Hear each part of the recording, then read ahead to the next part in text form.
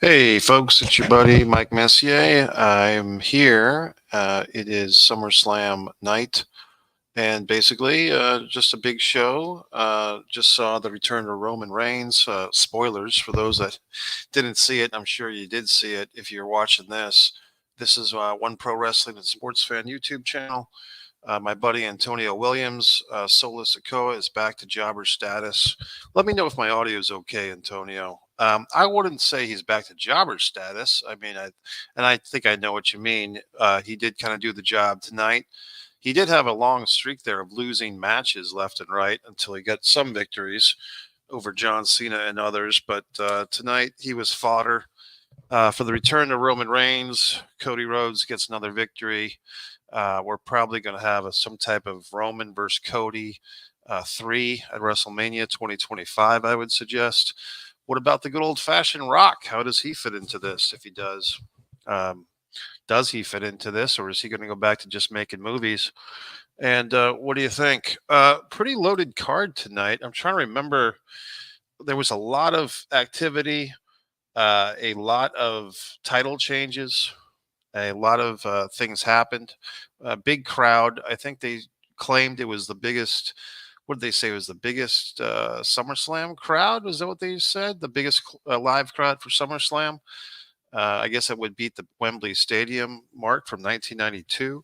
Am I forgetting something with that? There have been some other outdoor SummerSlams in recent years, I think. But yeah, I mean, overall, you have to say that the WWE in the post Vince McMahon, current Triple H era, puts on another big show that basically is a crowd pleaser. I don't think anyone who watched this thing would be disappointed. Let me know what you think. If you want to give it a rating, and 1 to 10, 10 being the best, nine being the almost best, one being the worst, or zero being the worst. I thought it was pretty good. Antonio's chiming in with his best matches. I would probably agree with the second half of this, Antonio. Antonio says the best matches were LA Knight versus Logan Paul and the Punk Drew match. One thing, Antonio, that they did not comment on in that LA Knight Logan Paul US title change, Logan Paul basically pulled a superstar Billy Graham.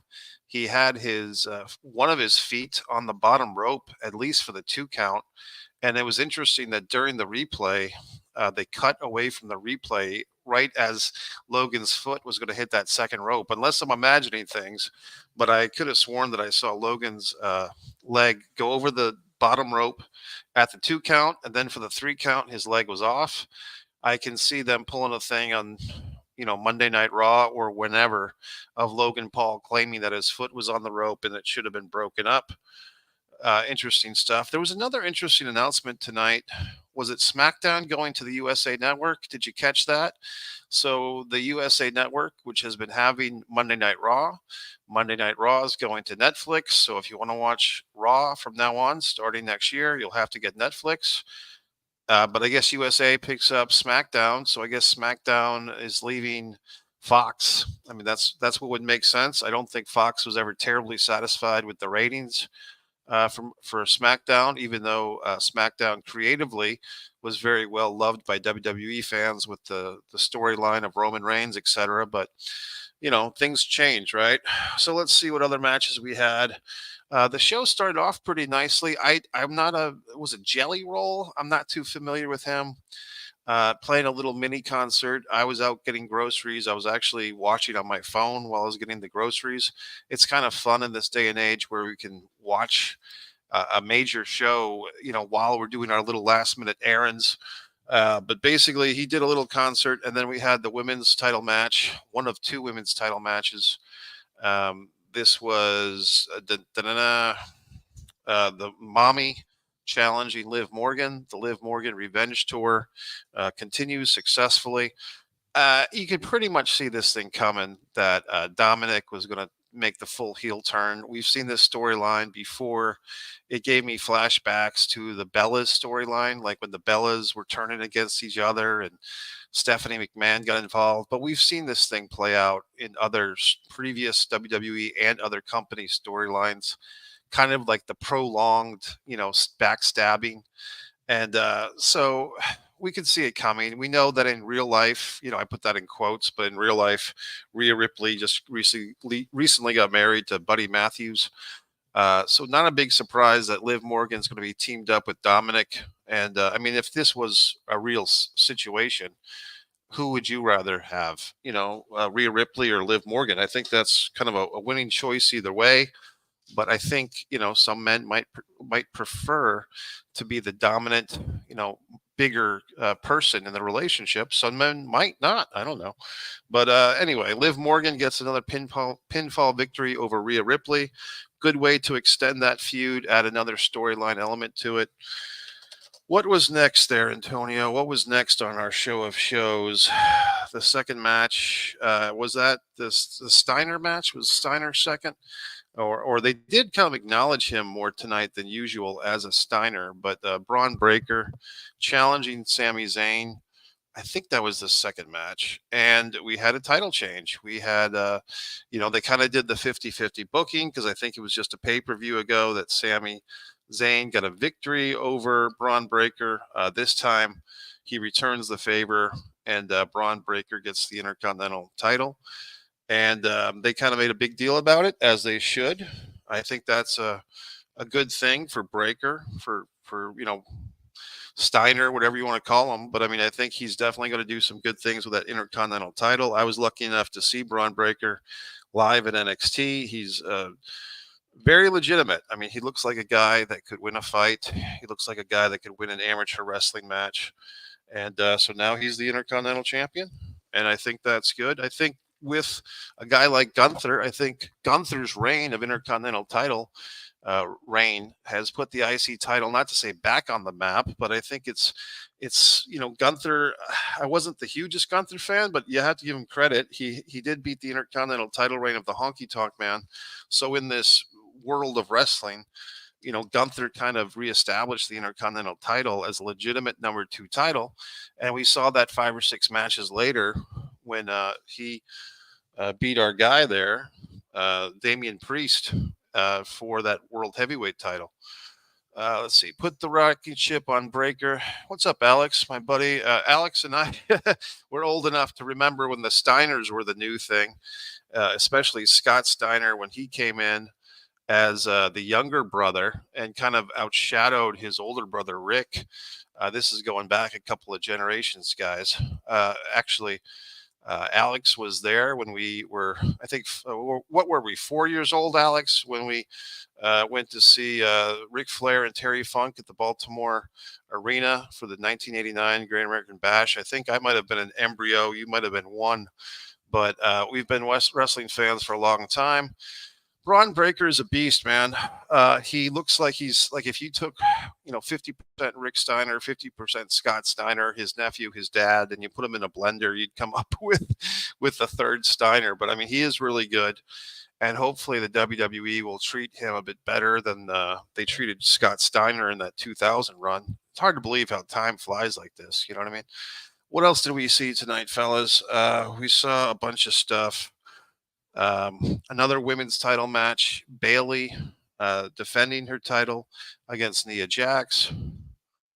Yeah, man, you should upload those, buddy. I'd love to see those, the Steiners from the Great American Bash. We actually also saw the Steiners and the Dynamic Dudes up close at the Capitol Center. They had like a meet and greet, which was the June. Yeah, that was the June Capitol Center, June of '89 Capitol Center shows, Alex. So you really should upload those, buddy. I'd love to see those again. But yeah, Alex and I met the young Johnny Ace. Little did we know how his life would turn out. John Laurinaitis with Vince McMahon, and we saw the young Shane Douglas, and very exciting. I've got to admit something, Antonio, and I'll be discreet how I say this, but I was actually taking a little human break, and I heard Arn Anderson's voice coming from the other room, and I could kind of put together what was going on, but I missed seeing Arn Anderson. I heard him, and I thought I heard him. I didn't know if I was imagining things, but I'm glad it was Arn. And I did try to rewind the video a little bit, but it wasn't rewinding. That's the thing with streaming. Like it's kind of catch can as far as everything. You think you can rewind it like a VCR or something. Sometimes you can, sometimes you can't. Let's see what else. What else happened on the show? I had the whole results printed up on my secondary monitor. Of course, as soon as I started this podcast for everybody, the whole thing went to kabit. So if you guys can help me out, I don't want to jump around too much on this computer. I'll just go by memory here. We had an interesting segment not too long ago. The Miz and R-Truth kind of doing their comedy routine. It's always great to see R-Truth because he's 50 years old and the guy's doing a split in the middle of the ring. That's pretty impressive, if nothing else. And then those two heels, like the two generic, whatever they're called, Aussie Open, they're actually pretty good as a tag team. Like, I think both of those guys on their own, Austin Theory and whatever the Australian guy is, they're kind of, they're supposed to be annoying, and they are. But I think as individuals, they're just too generic heel for me. Like, they're just too much like everybody else. But if you put them together, I think they kind of bring out the best of each other because they're so complementary. This is Aussie Open I'm talking about. Is that the name of this heel tag team? Unless I'm confusing them. But I think they're pretty good as a heel tag team. Thanks, Alex. Grayson Waller is who I'm thinking of. Grayson Waller, Austin Theory. I'm a fan. I'll say that. I mean, as a heel tag team, I think they're like a Heckle and Jekyll, and I think they're exactly where they need to be. There's so many great singles wrestlers like a Braun Breaker. Why would you put Grayson Waller or Austin Theory in the singles division when you have guys like Braun Breaker or Jacob Fatu that we saw later? I mean, those are the heavy hitters for singles matches. Grayson Waller and the other guy, Austin Theory, like you needed to have Beautiful Bobby and Sweet Stan. You needed to have great tag teams in the past. And so I think this team, if they stick with them as a team and not break them up, I think they could really just stick around for a long time. You're probably right, buddy. In fact, you are right. Aussie Open is AEW, unless they stole the name. No, you're right. Aussie Open's AEW. What's the team name of Grayson Waller and Austin Theory? I'm just drawing a blank, guys. This show was long. This was a 4-hour show. I watched the whole thing. I did get a little bit tired, I'll have to admit. Priest match. I'm glad I'm glad that I woke up just in time to see Gunther get the title. So this kind of, not even a nightmare, but just this passing lethargic daydream of a Damian Priest title reign is over. And I guess Finn Balor had something to do with that. So we can officially say ding dong, the Judgment Day is dead. And now we need another heel click to come into WWE. We're going to see the infighting. However this plays out, I guess we can get into our main event topic here. You guys tell me what you want to talk about, and I'll address it. But it's going to be Bloodline versus Bloodline. It's going to be OG Bloodline. Eventually, it's going to be Roman Reigns and the two Usos. I'm sure they'll reunite, and they will feud with you got Solo Sikoa, you got Jacob Fatu, you got God. Guys, I must have missed something. They said Jacob Fatu is one half of the tag team champions. Did I hear that right? So who's the other half? I guess I just totally missed something. I must have missed what happened with SmackDown last night, if there was a tag team title change. But is Jacob Fatu a tag team champion, or did I mishear something? Are they trying to make Gunther the next Bob Backlund?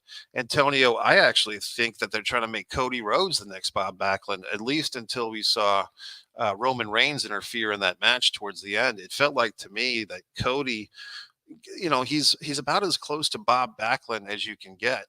When you say they won on Friday, pronouns, pal, who's the they? Who is the they, Alex? Is it Jacob Fatu and who's his partner? Or is it God?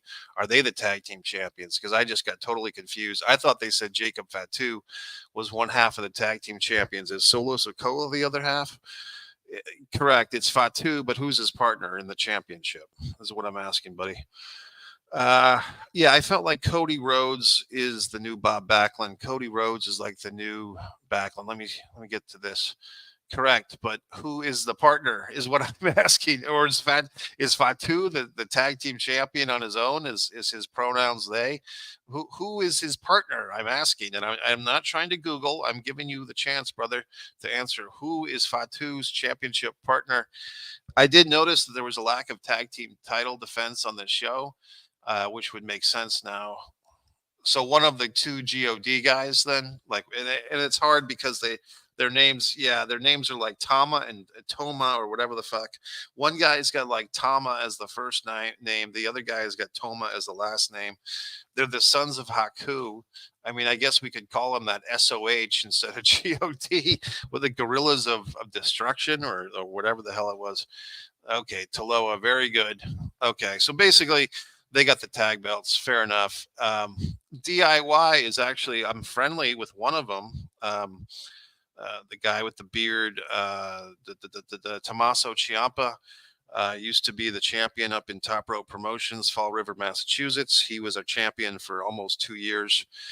He was very friendly. Would I say I'm a friend of his? I mean, I don't have his phone number, but when we would always talk. I was a commentator for some of his matches, and for Top Rope Promotions. And Tommaso was one of the nicer guys in Top Rope Promotions. He was always pretty much used as a heel. That same promotion. This was pretty fun for me. This was like the 2010s. Tommaso Ciampa, Matt Taven, Biff Busick, Mike Bennett / Mike Kanellis. It was a lot of fun. Is Roman going to form the Red and Black Bloodline faction? That's a callback to the NWO when the New World Order had the Wolf Pack. I mean, I think so. I think so, Antonio. I don't know if they'll call it Red and Black. I could see it just being called OG. What did Roman's shirt say? OTC, Original Head of Table. OHT, was that it? He had a T-shirt with a new three-letter initial. I think it was OHT. Am I getting that right? Original Head of the Table. But I mean, you're going to see the Usos. I would say. I mean, Jake and Jay Uso, Jimmy Uso have nothing better to do than to ride Roman Reigns' coattails, and they do their part. I mean, they're not scrubs when they're sober. So let's see. Original Tribal Chief. Thanks, Antonio. OTC. So I mean, I think we're going to see our, like I said, Bloodline versus Bloodline, whatever you want to call it. And Alex, kind of with the callback to what I said earlier, yes, it's going to be interesting to see where The Rock falls. I mean, let's line them up, guys. If The Rock is on Roman's side, it would be 4-on-4. Help? Am I forgetting someone? Because you have Solo Sikoa, Jacob Fatu, who's actually turning out to be the best out of all these guys. And then the two Sons of Haku, God or SOH, Sons of Haku. You have the four of them. And then on the other side, you have the two Usos, you have Roman Reigns, and I guess they could do either one of these guys. They could put Sami Zayn back in the mix if they really want to go old school, and that could be a lot of fun if Sami Zayn somehow gets dragged into a reincarnation of the original Bloodline as baby faces, and they kiss and make up with Sami. Or if Sammy comes through and makes the save in some type of 6-man match, or if there's a beatdown of, the four bad Bloodline guys against Roman and the Usos, and they need a fourth guy, what if Jey Uso calls up Sammy, and then Sammy has to see if he can forgive Roman and the other guy for beating him up. And I just think that would be fun. And then, of course, you do have The Rock as the end boss. And I think that there could be a deal where you have a 4-on-4. You have Roman Reigns, you have Sammy, you have the Usos against the new evil Bloodline. And you have Heyman suspended in a cage above the ring. You have The Rock as the referee. Could be a War Games. That could be a lot of fun. So, I mean, I think this is what we've been building up to. I would say this, guys. I find it pretty interesting that all these new Bloodline guys basically skip the whole NXT thing. They, as far as I know, I mean, maybe they are working out the Performance Center and so forth and getting fine tuned. But even a guy like Brian Pillman Jr. Comes in and he has to go to the NXT route. It's just interesting to me how some wrestlers, when the WWE draws some guys in, they have to go to NXT. Not that they have to, but they go to NXT. I think they get paid a lot less in NXT than they do on the main roster. And they basically get repackaged, retrained, go through the paces, like a Brian Pillman Jr., like other guys, and some guys like an AJ Styles and like a Jacob Fatu, they go right to the main roster there. So it's just kind of interesting. Or Rock goes for the solo side for 5, and Cody goes with Roman and Uso and Sammy. And I think that's an interesting take too, Alex. I mean, that's really interesting. You kind of have like a superpowers type of thing there. I mean, for today's fan, Cody Rhodes, Sami Zayn, the Usos, and Roman Reigns. I mean, that's like, for kids of our generation, that would have been the Road Warriors, Dusty Nikita, and Ellering type of thing. So, sure. What do we have here? Chili necklace on a pole match. Yeah, if you're talking about that special Samoan, is that what you're talking about? The special Samoan like ceremonial thing, whatever it's called. Yeah, I mean, you could do that. The red leaves thing. Yeah, very interesting stuff, man. I think all the possibilities. I will ask you guys this question. You can answer, and I don't know if I have the answer, but with all this stuff with Roman coming back, does that take the shine away from Cody? I mean, there was a lot of stuff at this SummerSlam. What was your main event? You know what I mean? Like going into it, I mean, I'll answer first, I guess, but going into this thing, I think I agreed with Antonio. My favorite match that I was looking forward to the most was the CM Punk Drew McIntyre match. I did skim through that press conference thing yesterday, or the SummerSlam preview show with the stage and the live crowd, and McIntyre made some type of statement, basically putting over himself and his match against CM Punk. I felt like that was the main event going in. Obviously, it wasn't on the show. It wasn't second to last. It wasn't, it was like third or fourth to last. But that was the match I was looking most forward to. Guys, you tell me, but I thought the crowd was kind of dead, like not not totally dead, but pretty worn out. I guess that's the word. When Cody and Solo Sikoa were wrestling, it seemed like the crowd had kind of seen enough wrestling for one night. And I don't know if people were headed to the exits, but it just seemed like a lot of enthusiasm was gone. But then when Roman came out, things changed. They finally got Roman as a babyface. Took years. Alex brings up a great point.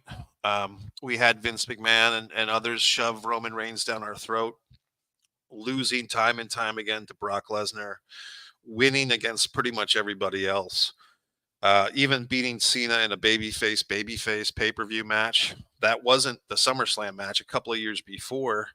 I remember that Ric Flair was very sick at the time, but they had a pay-per-view, some September pay-per-view, maybe 2017, something like that.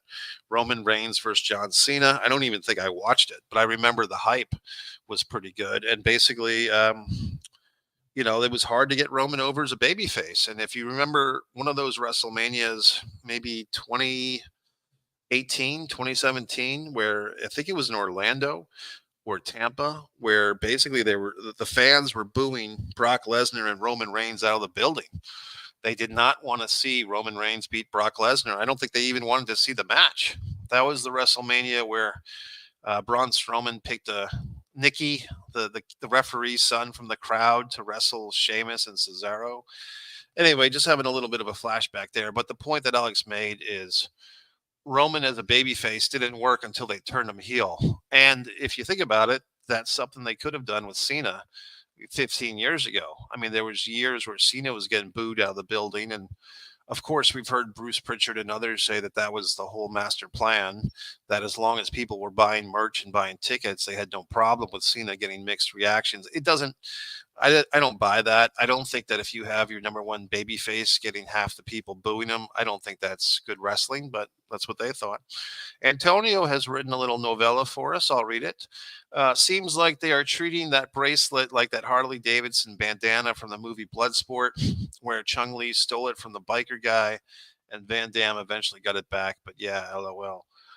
I remember Bloodsport. I know that it's a classic. I can't remember that off the top of my head, but I just see so many movies, buddy. So, I mean, Bloodsport, I'm probably overdue. I'm sure I'll get a kick out of it. I've got a bunch of movies to watch, man. I just saw that M. Night Shyamalan movie, Trap, over on One Mike Messier, where I do my movie reviews. I did a review of M. Night Shyamalan's Trap, but I see so many movies. There's a movie I want to see. Um, I think it's called The End of the Spear or The Tip of the Spear. It's about these these devout Christian guys that went to do a mission at this country where like King Kong is from in fictional world, and they got speared for their trouble. End of the spear. Anyway, there's so many movies going on, but I trust what you're saying. The bracelet thing, I mean, I thought it was pretty good storyline shtick. Like basically you see him Punk's fighting for the bracelet, like this 50 cent bracelet that everybody. I mean, I don't wear these things.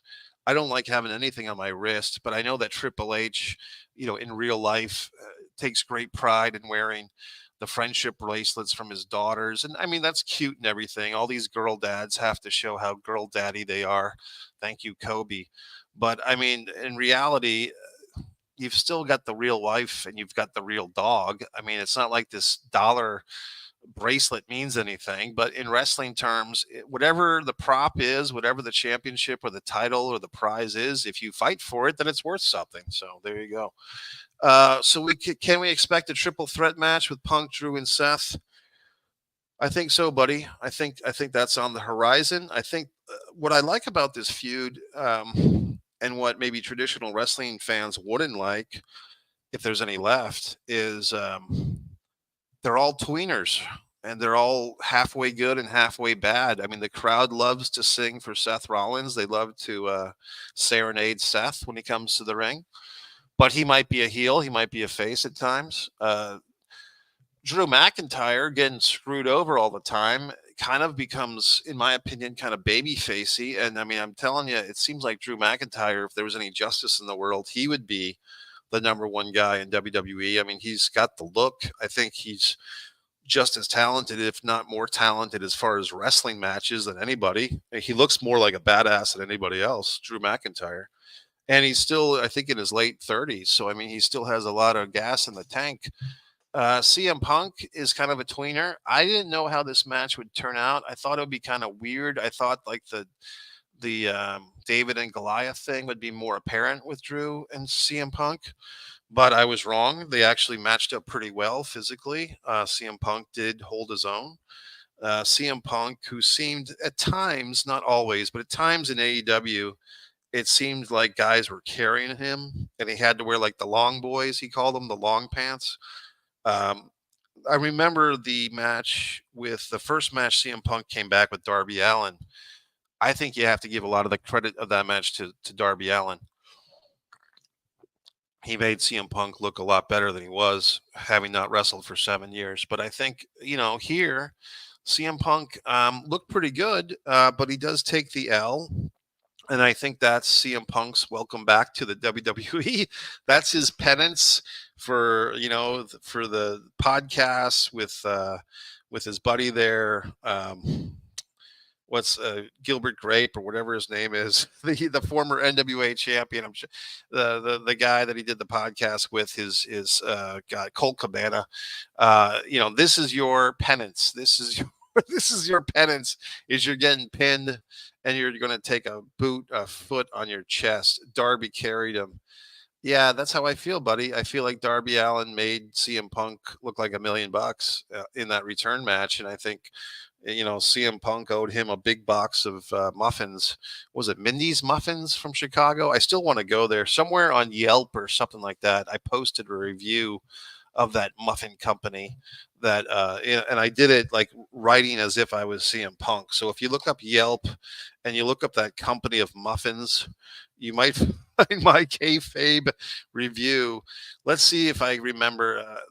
What other matches did we not talk about, guys? LA Knight gets the U.S. title. Like I said, they pulled the superstar Billy Graham. If you don't know what I'm talking about, when Bob Backlund beat superstar Billy Graham for the WWF title or the WWF title, superstar Graham had a foot on the rope, etc. You can talk to me about Gunther here. Like I said, guys, I'm being totally honest, transparent, as the kids say. I conked out during the Damian Priest match. I blame that on Damian Priest, but I was happy to wake up and it's over. The title reign of 2 count Damian Priest is over. No offense. He seems like a nice guy. I've talked to people. My buddy Jimmy Faluca or somebody was telling me that Damian Priest is a really nice guy in real life. He loves wrestling. Good for him. I just don't think he's world championship, even a fabricated world championship. You know what I mean? I'm more interested to see what this Gunther guy does. Let's see how long Punk can stay healthy. Yeah, what I had a song for that. Oh God. Look at my arm. What do you see? Another CM Punk injury in AEW or WWE. It's another CM Punk injury. Priest reign was not good, and I mean, it goes. First of all, if you're not even the best person in your formation, in your contingency, in your clique, in your faction, if you're not the main event of your own faction or the best worker in your own faction, you probably shouldn't be the champion of that faction, like the guy with the title. And I think that CM Punk, I'm sorry, Damian Priest, he wasn't the best. I would say that that's Rhea, or at least she's the most over. And as far as the best worker be, I mean, that's Finn Balor. As far as the most over heel, that would be Dominic. So it's like Damien is like number two or number three on the depth chart of his own faction. And he's the guy walking around with the world title. And I just didn't buy it from the get go, buddy. Where do you think Judgment Day goes from here? Well, I would like to think they're done. I mean, I think that they've got to have like the split up. I mean, who went through the barbershop window, so to speak? I guess Damien did.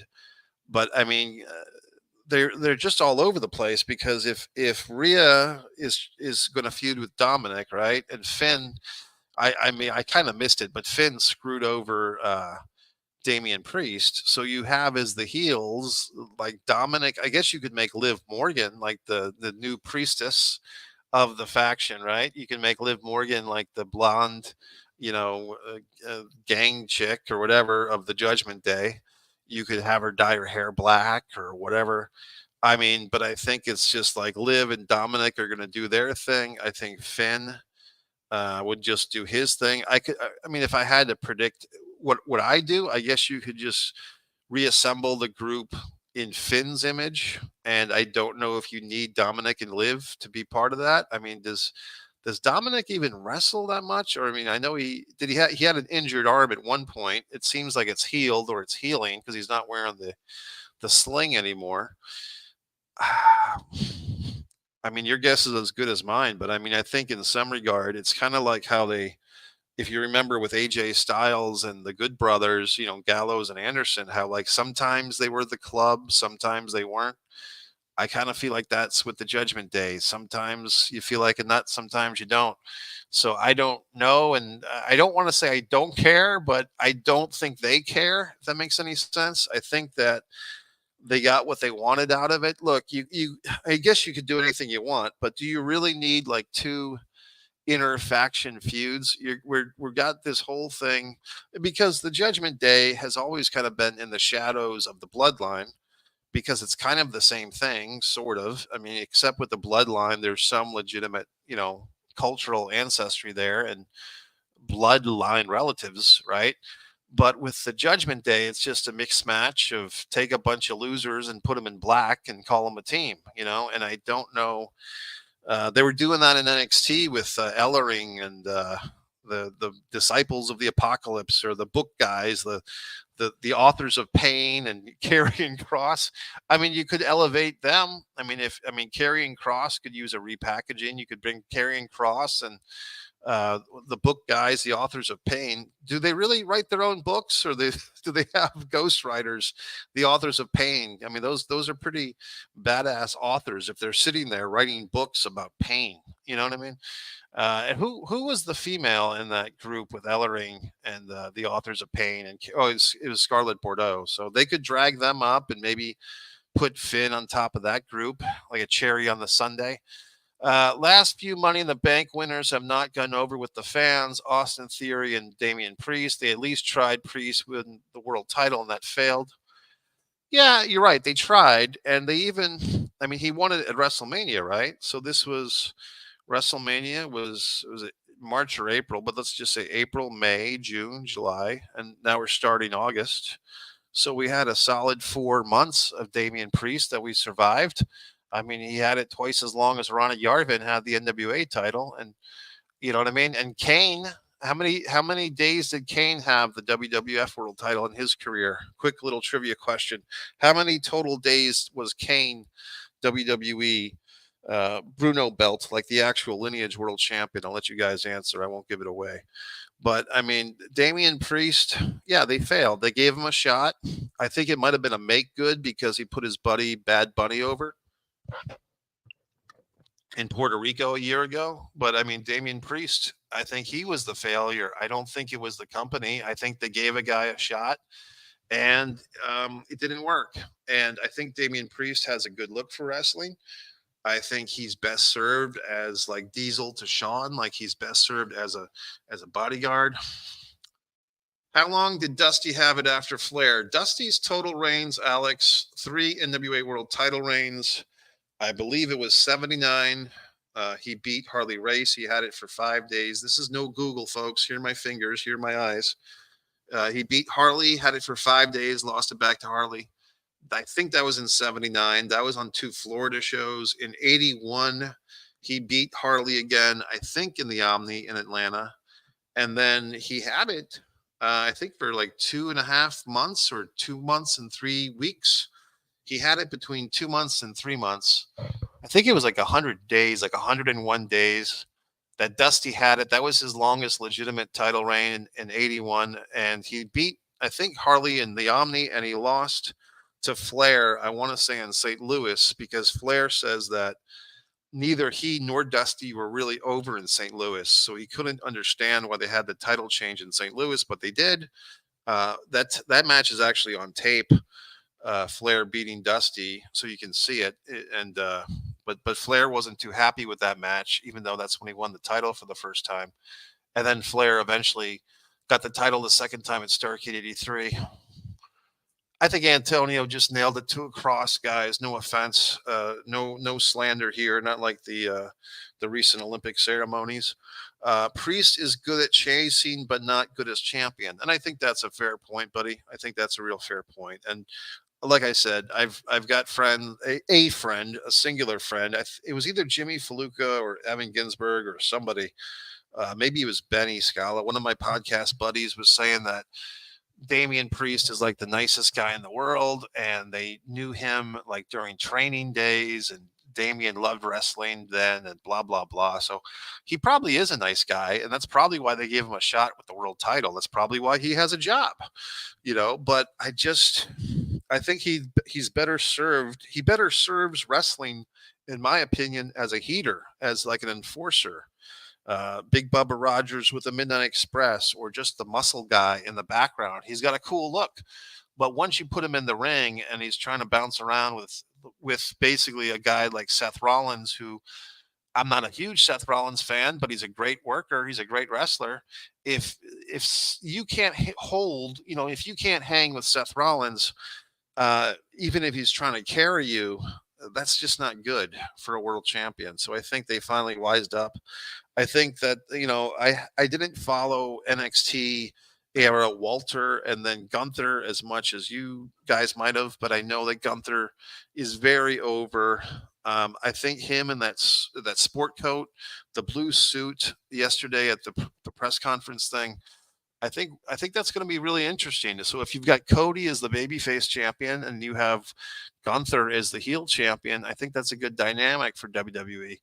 Guys, nobody took a shot at my Kane trivia question. No Googling allowed, but let me know what you think. I'm just examining my Ultimate Warrior figure here, guys, and I'm upset because one of his little fingers looks like it's about to fall off. Like, these Hasbros are pretty delicate, and if these figures take too many bumps, I don't think you can see it, but the Warrior has got a finger that's about to fall off. I actually had this guy on eBay. Somebody made me a lowball offer for it, and then I took it off of eBay because I didn't like the fact that somebody was trying to lowball me for the Warrior, and I decided to keep him. And now I'm glad I did, because if his finger does fall off, which it looks like it's about to, I will still be happy with him, but some asshole from eBay would not be. The Foreign Object, all lowercase, one word, The Foreign Object, is my eBay store. I think Kane had it for 2 months. Okay, so we have the first bid on the Price is Right. Alex or anyone else, if you want to chime in, if you want to make a guess. No Googling allowed, gentlemen. Uh, how long did Kane have the Bruno belt, the original WWF title that became the WWF World title, like the lineage, Backlund, Bruno, Iron Sheik, Hogan, that title? How many days total did Kane have it in his career? No Googling allowed, no search engines allowed. Oh, God. What else, guys? I wanted to talk about SummerSlam. Today was August 3rd, right?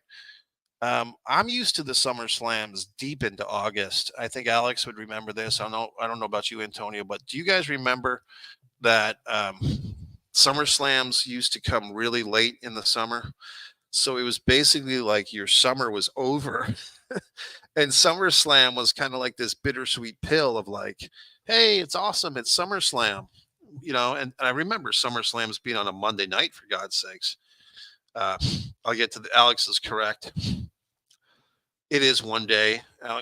Ding, ding, ding. Give the man a prize. Guess who won the donkey? As Jim Cornette would say. Alex Clark from Nebraska knows that Kane defeated. I'll let you guys know. No Googling allowed. Alex will probably get this. Antonio, if you want to try it. Antonio, was that my buddy there, Nelson Frazier, who I did meet in person, King Mabel? I was actually pretty friendly with him a few years before he passed away. I was very sad when he died. Mabel or Nelson Frazier Jr. was a very nice guy. He was actually scheduled to be in a film of mine, which unfortunately never got financed or funded, and the film did not get made. But you can see the remnants of my work with Raven on this channel, Chris and the Coffee Girl, the Philadelphia Experiment with Raven. It's a 4-part miniseries. It's profoundly interesting and entertaining, especially if you like Raven. And so Alex is going back to the SummerSlam thing. Yeah, it was always like August 29th, August 31st. I actually did an earlier podcast today, guys, where I talked about the history of SummerSlam and I dug up all the results from all the SummerSlams. I put them on these papers. I might do another because me and my buddy Evan Ginsberg, if you look up this video today, we did kind of digress. We talked a lot about Bret Hart. We talked a lot about Ultimate Warrior at the early SummerSlams. Evan tends to talk about other stuff, which is fine because we got on some good side topics. But I really just wanted to get into some of these trends with some of these SummerSlams. And it's interesting that there's like 3 SummerSlams in a row. I want to say 2006, 7, and 8 that I've never even watched. And I don't think I've ever seen SummerSlam 2016.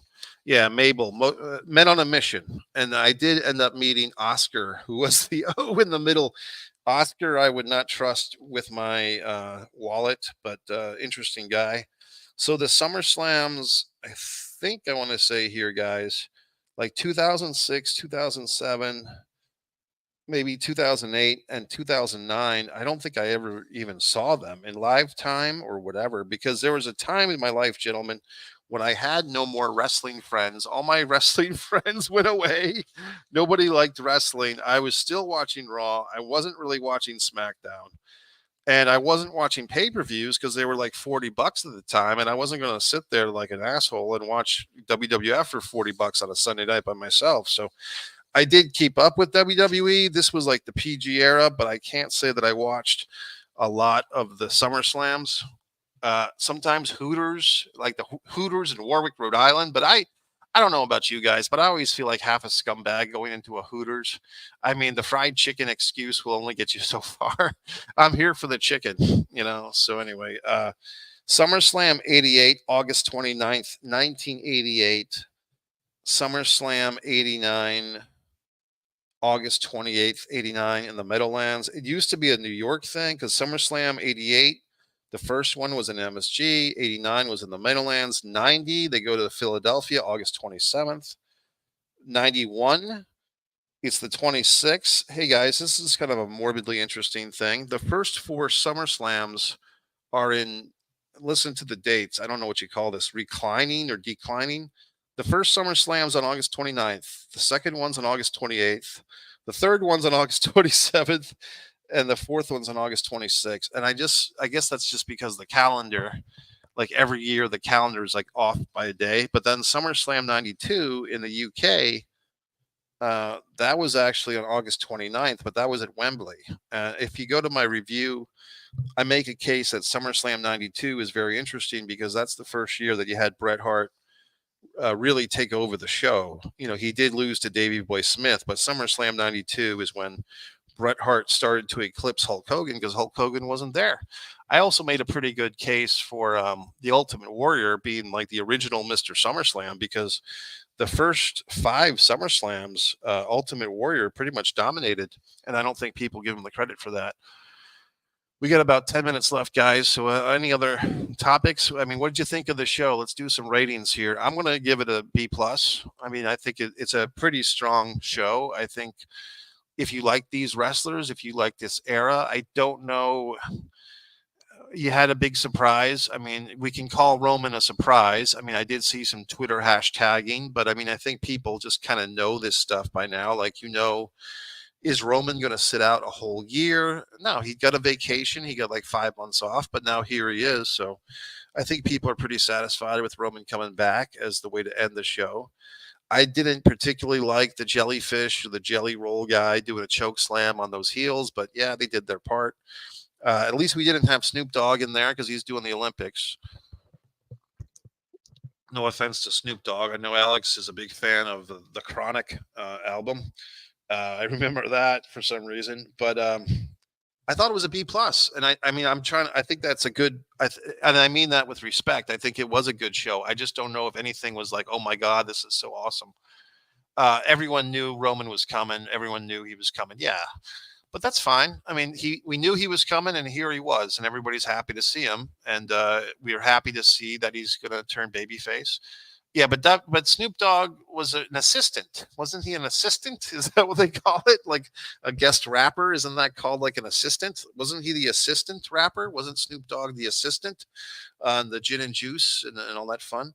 But yeah, in any event, buddy, I did see Snoop Dogg at the Olympics over in Paris, so that's great. Um, what else, guys? What else can we say about this SummerSlam? For my SummerSlam review retrospective with Evan Ginsberg, that's over. That's on this channel, One Pro Wrestling and Sports Fan. Feel free to copy and paste the URL, guys. If you want to see my artwork, it's on One Artist Mike Messier, my films, One Man and a Camera Films. You guys would probably like Disregard the Vampire Mike Messier documentary. Alex is saying Snoop Dogg was on The Chronic, and that's what got his big break because I think, wasn't Snoop Dogg like the younger brother of somebody who was like best friends with Dr. Dre? Isn't that the story, buddy? Antonio's kind of a little bit more. He gives it a B minus. I give it a B minus. That Cody match was mid. I agree. Also, that Nia Jax match was so bad that I forgot about it already. Yeah, I mean, I think the sad thing with Nia Jax, buddy, Bailey has been doing kind of these semi-shoot interviews where she calls Nia clumsy. Did she ever call her a nepotism benefactor? Because I mean, that's really what it is. We all know that Nia probably has a job because of her cousin, The Rock. I think I've seen The Rock's daughter at these NXT shows. She's actually fairly decent as a talking piece, so I don't really have a problem with The Rock's daughter. But I mean, yeah, I mean, I agree. I think the Nia Jax Bailey match, and Nia got the title. I thought Tiffany, what's her face, might smash uh, Nia Jax in the head with the briefcase. Like after Nia won the title from Bailey, I was hoping that Tiffany Stratton was going to basically bonk Nia with the suitcase in the head, the Money in the Bank suitcase, and then cash in. So it would be a double title change. You know what I mean? Like, I think that would have been nice, but maybe they want to stretch that out. You know what I mean? If they're going to have this thing kind of with Tiffany Stratton, I keep wanting to say Stratus, but if they want Tiffany Stratton to be kind of the new Alexa Bliss with Nia Jax, and they're just going to drag that out, and not in a bad way, but let it play out. You got to remember, guys, and I remember this too. These people, WWE, good, bad, or indifferent, they have 52 weeks of television every year. They have all these weekly shows, 3 hours of Raw, 2 hours of SmackDown, all this stuff on the internet. They have NXT. They have live shows to do. They have premium live events.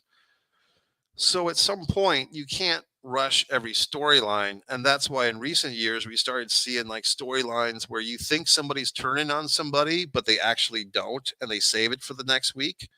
That got to be really annoying when they'd have all these storyline teases. But the reality is they're just stretching things out because they have to. They just have so many hours to fill. Uh, Alex, if you want to grade this thing, buddy, I'm trying to see if anyone else is chiming in. You guys have been very active. I thank you for that tonight. It's been fun. So this is my second podcast of the day. Like I said, me and Evan Ginsberg did a nice memories video. Uh, Shout out to my pal Jimmy Faluca if he's watching. He passed his medical test, so he'll get to be like a surgeon operating room. I don't know if you call it the assistant, but like the guy that handles the equipment for people to get surgeried. Surgeried. Jimmy is an official surgery, you know, engineer, like the captain of the equipment. So he's going to be like, you got to be good too, because if the doctor says, I need like a 3-inch scalpel, like you got to be able to give him the 3-inch scalpel or however that works. Alex gives it a solid B. I guess I'm the nicest guy in the room here tonight, fellas, because I gave it a B plus. So I guess we have an average here of a B because I gave it a B plus. Antonio gave it a B minus. Alex gives it a B minus. Or B, a solid B. Alex gives it the B. I gave it the B plus. Antonio at the B minus. Are we forgetting any matches, gentlemen? Are we forgetting? I mean, we did have a run in with Randy Orton, and so I see the little Arn Anderson thing now. I wish I did see it in live time. The only thing I can remember that I really didn't like, guys, was the jellyfish guy, the jelly roll, or I don't know. And the Judgment Day thing. You know, the funny thing is, guys, the last pay per view where Damian Priest and the kick out deal, I think I fell asleep during that match too.